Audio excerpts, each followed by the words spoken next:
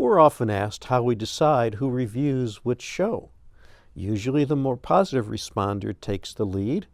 I tend to review Shakespeare and opera, while Bob has dibs on the greats of the 19th and 20th centuries. Rarely one of us has to prevent a conflict of interest for the other. That's why I'm reviewing Sister's Christmas Catechism, The Mystery of the Magi's Gold, the recent show at the Playhouse at Westport Plaza. The play is a sequel to Late Night Catechism, which had long runs here in the early 2000s. In both these one-character interactive shows, a nun is teaching a group of adults with techniques familiar to alumni of Catholic schools. I do not have that background, but I enjoyed Late Night Catechism for the performer's unyielding assumption of her character and the willingness of many audience members to respond to Sister as they would have in their youth. Sister seems to have mellowed in Christmas Catechism. She's less stern than I remember from the earlier show.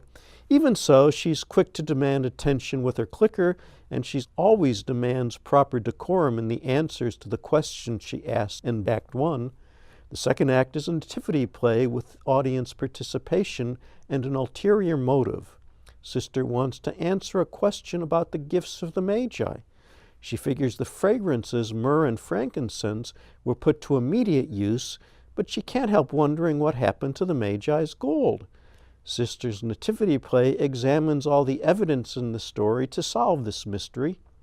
Mary F. Zentmeyer was Sister at the Westport. She's been playing the part since 1994 and has toured in Sister's Christmas Catechism since 2007. Zentmeyer knows the character inside out, and she knows how to work an audience.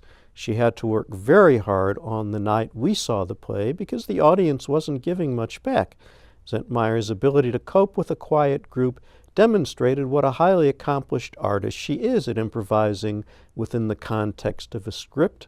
She had a difficult time collecting volunteers for the nativity play, but her instincts were on target when she chose St. Joseph, a very distinguished-looking gentleman with a beard who happened to be sitting next to me. Yes, Two on the Isle's own Bob Wilcox made his Westport debut as St. Joseph. I'm glad I didn't miss it. Well, thank you very much. We'll just leave it at that, I guess.